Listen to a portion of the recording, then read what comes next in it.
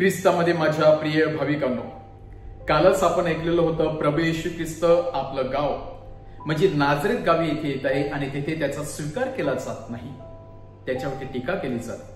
परंतु आज प्रभू येशू ख्रिस्त दुसऱ्या एका गावामध्ये येत आहे आणि प्रभू जणू काही देवराज्याची घोषणा करून लोकांची मनं त्याच्याकडे वळवत आहे. प्रभू येशूची शिकवण ही एक अधिकारयुक्त शिकवण होती. ही अधिकारयुक्त शिकवण होती, ऑथॉरिटीने भरलेली होती. म्हणजेच प्रभू येशूचा प्रत्येक शब्द काळजाला भिडणारा होता, स्पर्श करणारा होता, जीवन बदलणारा होता. याचा जिवंत अनुभव आज या गावातील लोकांनी घेतलेला होता. आणि म्हणूनच कोणीतरी म्हटलं की प्रभू येशू ख्रिस्त ज्या प्रकारे बोलत होता त्या प्रकारे त्याच्यामध्ये एक अधिकारयुक्त शिकवण होती, अधिकारयुक्त सामर्थ्य होतं जे हृदयाला स्पर्श करणार होतं. होय, परमेश्वरचा प्रत्येक शब्द मनाला, हृदयाला आणि जीवन पालटणारा होतं. आणि त्या शब्दामुळेच अनेकांच्या जीवनामध्ये परिवर्तन घडून आलेलं होतं. आणि हीच अधिकारयुक्त शिकवण ऐकता ऐकता एका अशुद्ध माणसाला देखील त्याच अधिकारयुक्त शिकवणीने जणू काही स्पर्श होता. ज्या भूतग्रस्ताने त्या माणसाला पछाडलेलं होतं, माणसावरती कब्जा केलेला होता, ती व्यक्ती पूर्णपणे परमेश्वरासमोर नतमस्तक होत आहे.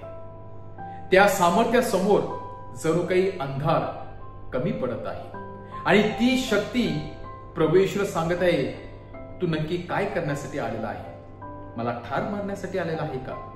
प्रभू येशू ख्रिस्त उत्तर देऊ शकला असता, मी केवळ आणि केवळ तुला नवजीवन देण्यासाठी आलेलो आहे. या भूतग्रस्ताला बाहेर काढून मी तुला नवीन जीवन देण्यासाठी आलेलो आहे. तुला मी बंदिवानातून मुक्त करण्यासाठी आलेलो आहे. मी तुला मारण्यासाठी नाही तर जीवन देण्यासाठी आलेला आहे. परंतु प्रभू येशू ख्रिस्त तसं काहीच करत नाही, तर त्या अशुद्ध आत्म्याला शांत करतो आपल्या जवळ असलेल्या अधिकारयुक्त शिकवणीने. आणि त्या अशुद्ध शक्तीला बाहेर काढून त्या व्यक्तीला त्यापासून मुक्त करून खऱ्या स्वातंत्र्याचा अनुभव देतो. खरोखरच असं सांगतात की परमेश्वराच्या मनामध्ये काय आहे हे आपण ओळखू शकत नाही.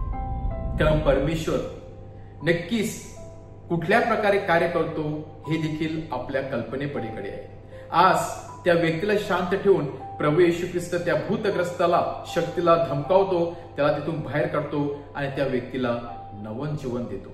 आणि प्रभू येशू ख्रिस्ताचं हे जीवन पाहून आणि प्रभू येशू ख्रिस्ताकडे असलेली ती अधिकारयुक्त शिकवण किंवा शक्ती पाहून आज अनेक लोक प्रभू येशू ख्रिस्तावरती विश्वास ठेवतात. खरोखरच प्रभू येशू ख्रिस्ताजवळ जी शक्ती होती ती सामर्थ्याने भरलेली होती. त्यामध्ये सत्य होतं, त्यामध्ये जीवन होतं, त्यामध्ये प्रकाश होता, त्याच्यामध्ये अहंकार नव्हता, त्याच्यामध्ये खुशारकी नव्हती, त्याच्यामध्ये नम्रपणा होता. जी अधिकारयुक्त शिकवण असते ती शिकवण सगळ्यांना स्पर्श होत नसते. जर माझी शिकवण इतरांच्या हृदयाला स्पर्श होत नसेल तर माझी शिकवणीमध्ये कदाचित खुशारकी असेल, मीपणा असेल, नम्रपणा नसेल, अहंकाराने भरलेला असेल. आणि अहंकाराने भरलेली शिकवण, मीपणाने भरलेली शिकवण नक्कीच इतरांचं परिवर्तन करू शकत नाही. परंतु प्रभू येशू ख्रिस्ताच्या शिकवणीमध्ये मीपणा नव्हता, तर देवाचं सामर्थ्य होतं, नम्रपणा होता, सत्यता होती, पारदर्शकता होती. आणि म्हणून त्याची शिकवण अधिकारयुक्त शिकवण होती, ज्यामध्ये अनेक लोकांना त्यामधून आध्यात्मिक आरोग्य मिळालं आणि जे भूताने पछाडलेले होते ते देखील पूर्णपणे शुद्ध झाले, केवळ आणि केवळ प्रभू येशू ख्रिस्ताकडे असलेल्या त्या शक्तीमुळे. तीच अधिकारयुक्त शक्ती आपण देखील आपल्या जीवनामध्ये आणू शकतो जर आपण प्रभू येशू ख्रिस्ताचं वचन तंतोतंत पाळलं.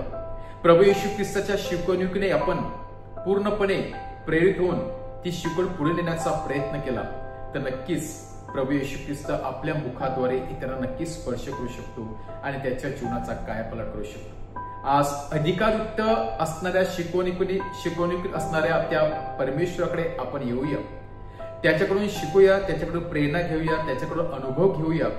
आणि तीच अधिकारयुक्त शिकवण आपण जीवनामध्ये उतरून इतरांना नवजीवन देण्याचा प्रयत्न करूया, जेथे अहंकार नसेल, जेथे मीपणा नसेल, पण जेथे केवळ आणि केवळ नम्रपणा असेल, सत्यता असेल, प्रकाश असेल, सामर्थ्य असेल.